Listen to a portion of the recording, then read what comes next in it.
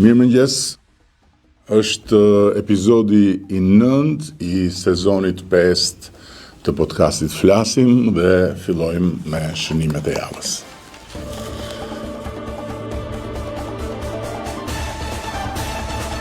Gjatë kësaj jave mora pjesë në summitin Time to Decide Europe 2025, koha për të vendosur Europa 2025. Një forum i nivelit lartë që trajton çështje kyçe lidhur me aktualitetin dhe të ardhmen e Europës. Time to Decide Europe 2025 u zhvillua në një kohë kur Europa përballet me sfida të shumanshme dhe paneli i tretë që pata nderin të drejtoj u fokusua tek sfidat me të cilat përballen shtetet e vogla në një botë ku rendi dhe rregullat e përbashkëta janë në krizë dhe në një Europë ku lufta në Ukrainë po dikton një kthes të pa imagjinueshme vetëm deri pak vite më parë, duke filluar nga riarmatimi masiv, po jo vetëm.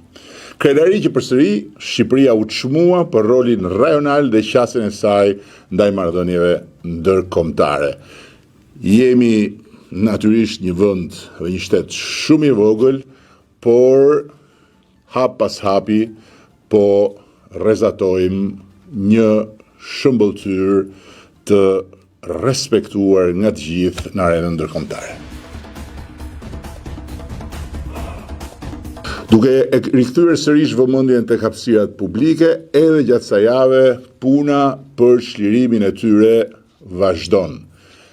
Shtesat vend e pa vend, uzurpimet e pa justifikueshme dhe të pa tolerueshme vazhdojmë t'i përballim pa u ndalur për asnjë moment, ndërkohë që në Tiranë ka ecur mëtej puna dhe sasia e hapësirave të çliruara ka kapërcyer mbi 100.000 metra katror, edhe në Vlorë, ku problematika është jo e lehtë, puna ka ecur me çlirimin e një segmenti kyç, jo vetëm për Vlorën, por edhe për industrinë tonë kombëtare të turizmit, që është rruga transballkanike, një zonë e rëndësishme ku qytetarëve u janë rikthyer sërish ambientet e tyre të përbashkëta, natyrisht kanë nevojë të rikualifikohen, por ku njëkohësisht edhe të gjithë atyre që masivisht kalojnë nga ajo rrugë do t'ju çelen syt kur i thon fjalës. Edhe gjatë kësaj jave kemi qenë në dispozicion të qytetarëve me parashtresat në detaje përmes dëgjesave publike të buxhetit të vitit që është në prag. Një vit që hyn me këmbë të mbarë për shqiptarët sa i përket të ardhurave në radh parë, në paga dhe në pensione, por edhe sa i përket investimeve publike, që do të shënojnë përsëri të gjitha këto së bashku një rritje historike. Tani më Shqipëria është në një nivel tjetër. Ky është një fakt që do të bëhet çdo vit dhe më i prekshëm në jetën e përditshme të njerëzve tanë, të atyre që jetojnë me punë, qoftë në sektorin publik e qoftë në atë privat, në jetën e përditshme të pensionistëve, gjyshëve dhe gjysheve tona, në jetën e përditshme të atyre më në nevojë për të cilët mbështetja, mbrojtja sociale vjen duke u rritur. Sepse ata që na dhanë besimin e jashtëzakonshëm me 83 mandate, një mbështetje e pa precedent për Shqipërinë 2030, jo vetëm meritojnë çdo vit më shumë, por do të kenë çdo vit e më shumë, pasi barra e borxhit ndaj tyre është e tillë që do të na bëjë të vazhdojmë të rrisim punën tonë për ditë e për ditë.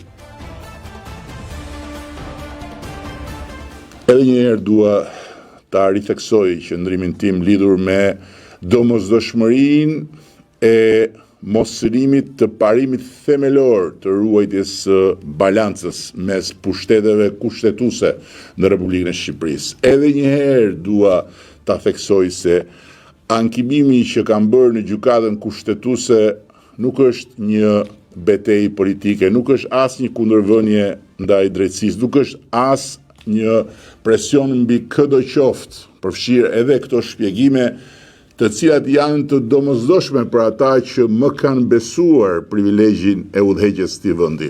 por është një betejë institucionale, një betejë themelore për mbrojtjen e kufive mes pushteteve dhe për mos lejimin e marrjes kompetencave ekskluzive të kryeministrit, qeverisë, të parlamentit nga një prokuror dhe një gjykatës. Një precedent kërcënues për demokracinë në kuptimin më të drejtpërdrejtë fjalës dhe krejt i panjohur në Europë dhe në krejt botën demokratike. Ky veprim që de jure quhet pezullim, por de facto është nënshtrim brutal i ekzekutivit, sjell për ditë pasoja pas pasojash. Arsyeja pse unë ndaj disa shembuj me publikun është për të kuptuar deri në fund se çfarë ka ndodhur, çfarë po kalojmë dhe çfarë po përpiqemi dhe po përpiqem të bëj përmes adresimit të kësaj problematike befasuese dhe të befasishme në gjykatën kushtetuese. Dhe të ndaj jo vetëm pasojat, po dhe dëmet që mund të bëhen të pallogaritshme. Ja për shembull, janë vendosur në arrest shtëpie drejtori i ARSH-s, drejtori i Keshit. Nuk ka asnjë rëndësi se si mendoj unë arsyet e këtyre ndalimeve, se kjo është punë e prokurorit dhe gjykatës. Për sa kohë, siç kanë konstatuar me shqetësim më shumë se sa njëherë autoritetet e Këshillit të Evropës, paraburgimet dhe arrestet e shtëpisë pa gjyq janë bërë, si thua, buke djathtë në Shqipëri. Por fakti është se ata nuk hetojnë në gjendje të lirë. Dhe kështu, cila është pasoja? Pasoja është se lihen pa kokë edhe dy institucione të tjera kyçe për vendin, të cilat mbulojnë infrastrukturën kombëtare të rrugëve dhe infrastrukturën kombëtare të energjisë. Mirë po, pse kjo pasojë tani është e lidhur drejt për drejt me pezullimin? Dhe pse kjo pasojë tani bëhet e pariparueshme?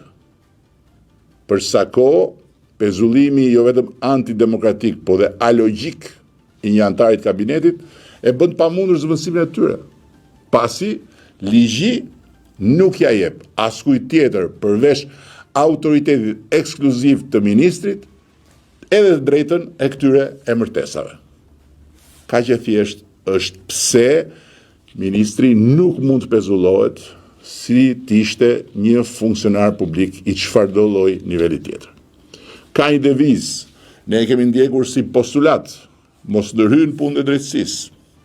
Por nga ana tjetër, kjo ndërhyrje brutale në trupin e qeverisë është një këmban alarmi që duhet dëgjuar deri në fund për të mos u përsëritur më kurrë. Dhe kështu, duke ndihmuar njëri tjetrin dhe duke rivendosur në pozicionet kushtetuese njëri tjetrin, ndihmojmë Shqipërinë, ndihmojmë konsolidimin dhe modernizimin e shtetit shqiptar.